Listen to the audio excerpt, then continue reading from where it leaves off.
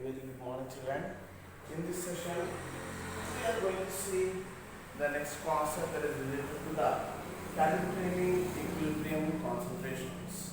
Calculating equilibrium concentrations. Yeah, this equilibrium, and whenever we see any reaction, we want to calculate anything related to the equilibrium values, right?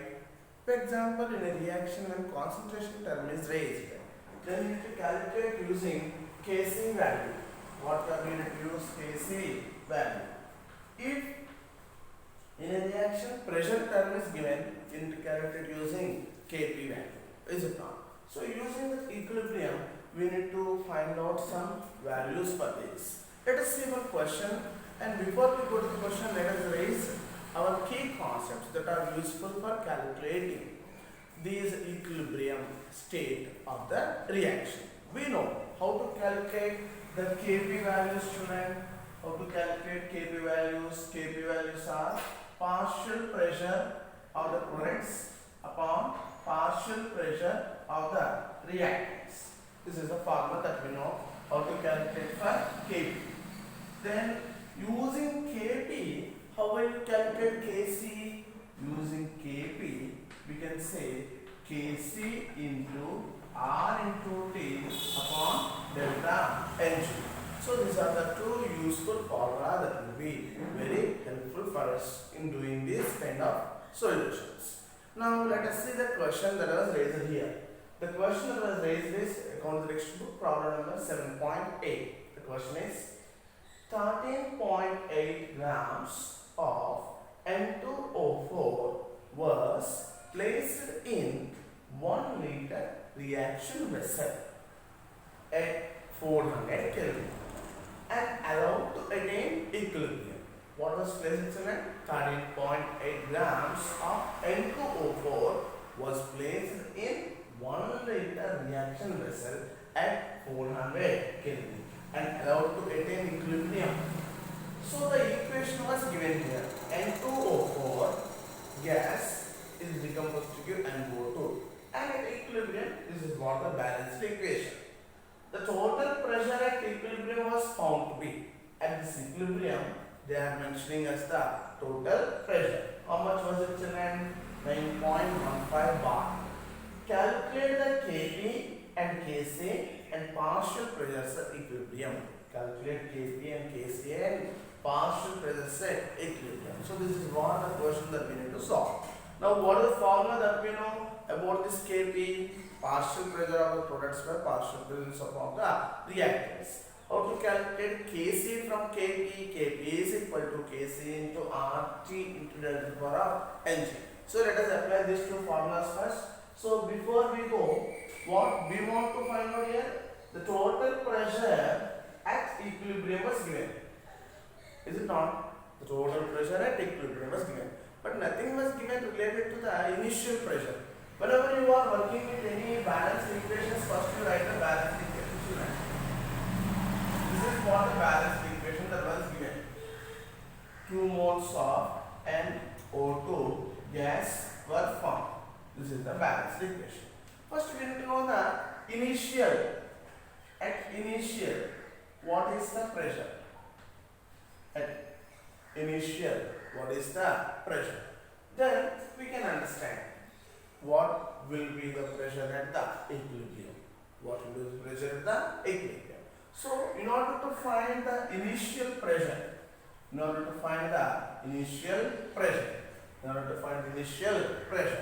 see here I would like to bring one of our equation that is very familiar for us. PV is equal to nRT. To find initial pressure. We are using this equation. Which equation? PV is equal to nRT. What is P? Pressure. Okay. What is the volume given in this reaction? The volume given in this reaction is of 1 liter. And what is the N value?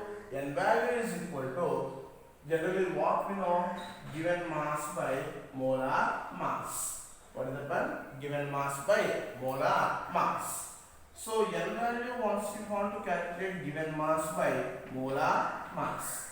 What is the mass of the reactant they had given? 13.8 grams. Mass of the reactant that was given here is the 13.8 grams. But what is the molar mass of N2O4? What is the molar mass of N2O4? Molar mass of N2O4. How many nitrogens are there, children? 2 nitrogens are there. Into 14, 28, and 4 oxygens are there. 4 into 16, 64. How much you are getting? 92. Right. So the molar mass of N2O4 is the 92 grams. So once you divide, you may get like 0.15 gram moles. How much moles you are getting tonight? 0.15 moles. So you can directly substitute the value 0.15 moles. And what is the R value we need to take? Whenever we are solving these equations, we must not forget R value 0.083 bar liter mole inverse Kelvin inverse. And what is the temperature given in this reaction? The temperature given in this reaction is around how much is the temperature? Where is the temperature value given? Anyway, we are able to find the temperature. Yeah, we can find the temperature here 400 Kelvin. So the temperature is 400 Kelvin. So substituting the values into this equation, shall we do it in order to find initial pressure? Yes, P is equal to 0.15. I am just entering only numericals. I would like to erase the right side part. This rough work I am taking out.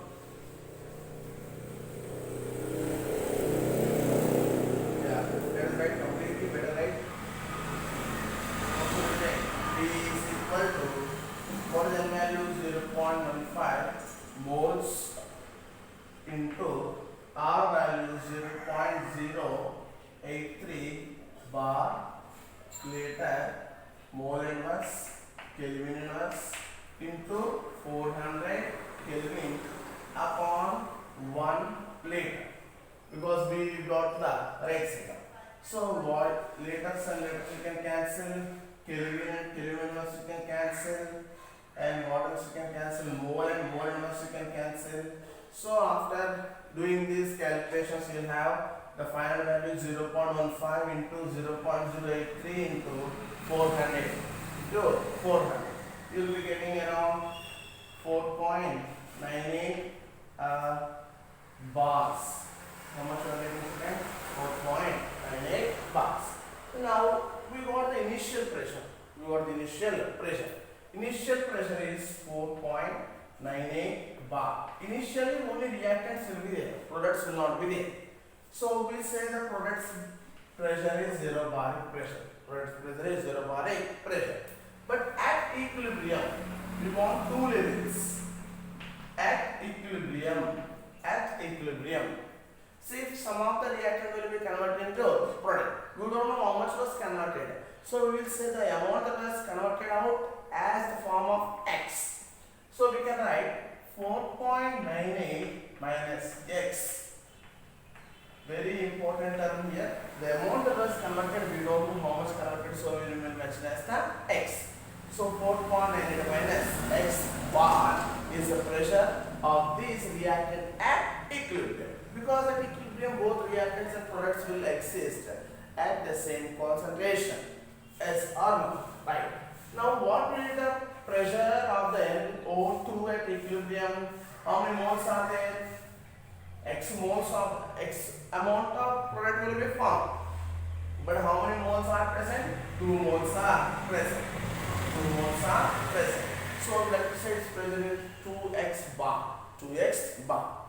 So this is what the data we need to analyze. First thing, you write the given reaction in a balanced state. Second thing, you write the initial pressure. Reactants only will have pressure, products will not have. At equilibrium, the amount of substance formed we are writing as the X and multiply that with number of moles. In order to get the initial pressure, this is the formula that we need to apply. But our problem is not done. We didn't calculate even Kp or even Kc. We are going into the component concept now. But what was the concept given here? The total pressure at equilibrium was found to be. How much is the total pressure given? 9.15 baric pressure. I am analyzing this part. The total pressure in the reaction, what is the formula you will apply? P total is equal to, means total pressure is equal to the pressure of the reactants and products at equilibrium. What are the reactants in this one? N2O4, and the pressure of the products. What are the products we have? NO2. We have the products as NO2. What is the total pressure value they had given for us? They have given the total pressure value is 9.15 bar. But what is the pressure of N2O4? Pressure of N2O4 is 4.98 minus X bar at equilibrium. At equilibrium. We want the point at equilibrium. And what is the pressure of NO2? The partial pressure of NO2 is 2x bar. So you can say here 9.15 is equal to 4.98 minus x and plus 2x. So we can say plus x. X is equal to 9.15 minus 4.9. How much value you are getting, children? Let's see here. 9.15 minus 4.98. 7, 10, 4.17. So here the x value is given as the 4.17. We got x value as the 4.17. But now we want to calculate the Kp. We want to calculate the K. Then Kp is equal to partial pressure of the products. What are the products found here? NO2. How many moles of them are present? 2 moles are present. So we are raising the value to the power of 2 upon partial pressure of the reactants. Partial pressure of the reactants. So what is the partial pressure of NO2? We already got. Partial pressure of NO2 at equilibrium is 2 into x. Before we go there, we want to find something very clear. First of all, we want to know the partial pressure of NO2, then we want to calculate the partial pressure of N2O4. It will be better. In order to get, we need to substitute the x value into this partial pressure of N2O4 and partial pressure of NO2. So in order to continue the equation, we want to know the partial pressure of NO2. First of all, partial pressure of NO2. Partial pressure of NO2. How much you are getting? Generally you say 2x. You say that is the 2x. At equilibrium it is 2x bar. But what is x value? 4.17. So 2 into 4.17. So how much you are getting tonight? 2 into 4.17, how much you get? 14. 4.17 into 2. 2 sevens are 14, 1, 2 ones are 2, 3, 8.34. How much are you getting? 8.34 bar. What is the partial pressure of N2O4? Partial pressure of N2O4 is at equilibrium 4.98 minus what x value we have? X value 4.17. So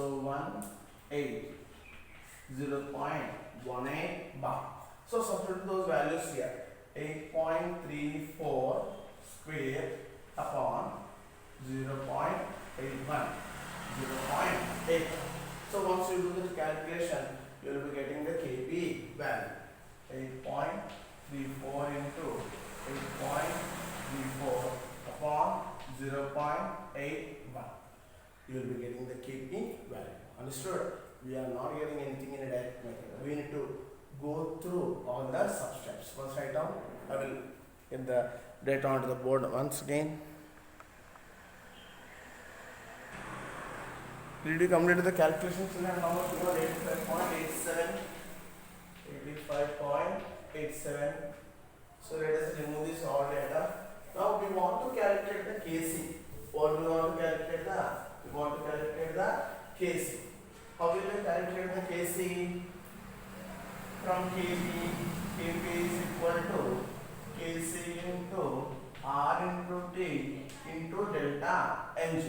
Is it not? What is the delta? What is the equation first of all we got? N2O4 gives rise to 2NO2 gas. How to calculate delta Ng? How to calculate delta Ng children? Number of gaseous products minus number of moles of gaseous reactants. How many moles of gaseous products are there? 2 moles are there. How many number of moles of gaseous reactants are there? 1 mole is there. So 2 minus 1 we got the 1. So substituting here, what is the Kp value we already got? 85.87 is equal to Kc into R into T to the power of 1. Or we can say Kc is equal to 85.87 upon. What is the R value? We know generally 0.083 bars liter mole inverse Kelvin inverse. What is the temperature given in this reaction? 400 Kelvin. Temperature given in this reaction is 400 Kelvin. So substituting those all values here, 0.083 bar liter mole inverse Kelvin inverse into 400 Kelvin. Here this is the baric pressure. Is it not? That's the baric pressure. So what terms we can cancel? Kelvin inverse, bar and bar. So later mole inverse we are getting the left over value. So Kc is equal to, you may get around 2.56. 2.56. In this method we can calculate the Kp and Kc. See, these all are interrelated concepts. So once you get only one step, then you can switch on for the next. Let's continue now with the relationship between, what is the relationship between equilibrium constant and reaction coefficient. Reaction coefficient, and how are they related to Gibbs free energy? How are they related to Gibbs free energy? So let's go to the next concept. Let's call relationship between. Right on. Just one minute, I'll erase the board in that. Let us continue here, children. Just to save the time, I am writing on the board, and it is taking less data also to upload, and for you also it will be enough to watch the video. Let's see here. The relationship between K, Q, and the Gibbs free energy is the present concept. What is the relationship between K, Q, and Gibbs free energy? At equilibrium. What is the concept? At equilibrium. In the chapter thermodynamics, which chapter? Thermodynamics. You came to know these concepts. Delta G is called as the change in Gibbs free energy. What is delta G called as? The change in Gibbs free energy. Based on its value, you can see whether the reaction is able to be done or not. Means if the change in Gibbs free energy delta G is less than 0, this we got the calculation, then we will say the reaction is a spontaneous reaction. If the change in Gibbs free energy is greater than 0, we say it is a non-spontaneous reaction.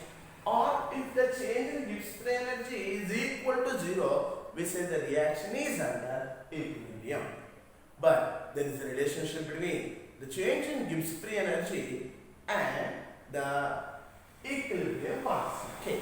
Equilibrium constant K. What are the reaction we have or relation we have means delta G is equal to delta G naught plus R into T into ln K. What is this delta G naught? It is called standard Gibbs energy. What is it called? Standard Gibbs energy. What is R? Universal gas constant. Whenever you are coming with this delta G value, in this case, the R is taken as 8.314 joule Kelvin inverse mole inverse. So don't forget about the R value whenever you get Gibbs free energy, thermodynamic related concepts. You must enter the R value as 8.314 joules Kelvin inverse mole inverse. Now coming back to the concept. How is the relationship between Gibbs free energy and K, children? Delta G is equal to delta G naught plus R into T into ln K. But at equilibrium, what is the value of delta G? Delta G is become 0. Means we are writing at equilibrium, delta G is 0. So Q is equal to Kc. Last sessions we have learned how is the Q. What is Q? Reaction coefficient. Reaction coefficient. It is related to Kc at equilibrium as Q is equal to Kc. Did you remember that? Now we are writing the above reaction as delta G is equal to delta G naught plus RT and K is equal to 0. Or we can also write it as delta G naught or delta G naught minus is equal to minus R into T into ln K. Very important step starts here. And we are rearranging the statements here. ln K is equal to minus delta G naught upon R into T. In order to remove this ln, natural logarithm term. Natural logarithm term. We are taking log on both sides. Then taking log on both sides, what will have this ln will be removed. K is equal to e to the power of minus delta G naught by R into T. Minus delta G naught upon R into T. So this is what our final equation, and that's what it is related such that if this delta G naught is at less than 0 value, then this equation, which equation delta G naught upon R into T will become positive. If this is becoming positive, then our K will be greater than 1. Our K will be greater than 1. What did we learn? Whenever does the reaction will be spontaneous, a reaction will be spontaneous when delta G is less than 0, or you can write when the K value is greater than 1, then the reaction is a spontaneous reaction. If the delta G naught is less than 0, then the delta G naught minus R into K will be negative value. Means K, our equilibrium constant, will be less than 0. If it is less than 0, see here, we know for a non-spontaneous reaction, what are the condition? Delta G naught is greater than 1 or K is less than 0. K is less than 0. So these are the two related concepts regarding delta G and K. Go to concept finally. When does the reaction will be spontaneous? Reaction will be spontaneous whenever delta G is less than 0 as well as K is greater than 1. When the delta G is greater than 0, K is less than 0, we say the reaction is a non-spontaneous reaction. In the next video, we will see one or two numerical solutions and we will complete our concept. Have a nice day. Thank you, children.